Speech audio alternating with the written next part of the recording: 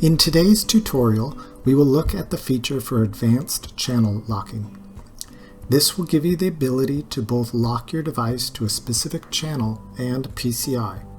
We will be using a Samsung GS22 device.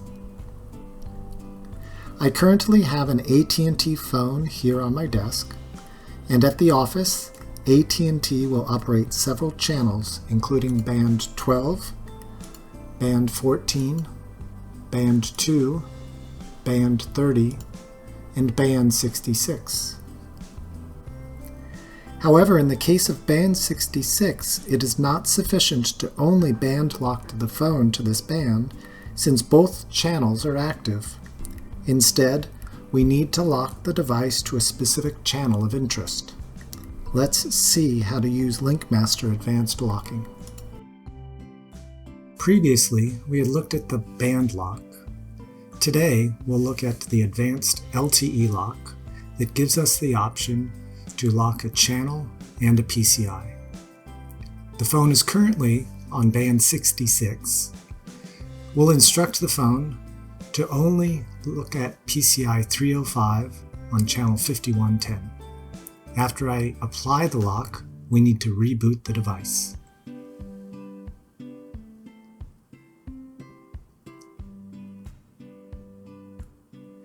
After the device restarts, we can see now the phone has been locked to channel 5110 with PCI 305.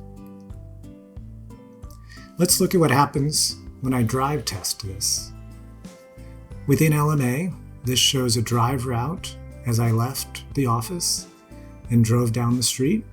We can see here the phone has been locked to PCI 305 and has not been allowed to hand over.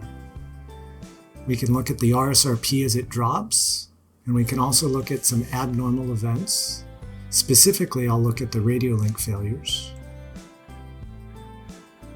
In the radio link failures, what we're looking for is the point at which the phone lost radio link.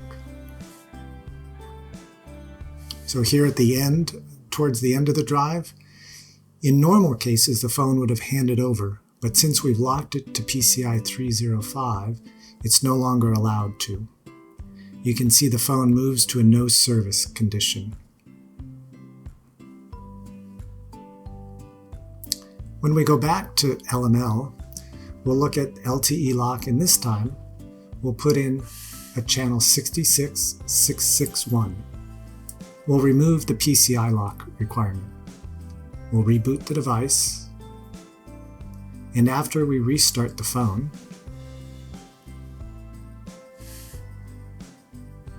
the phone will now lock on to 66661.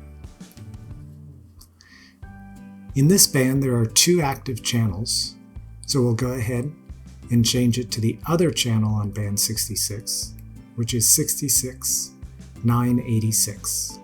Again, I'll apply the lock, and we will reboot the device.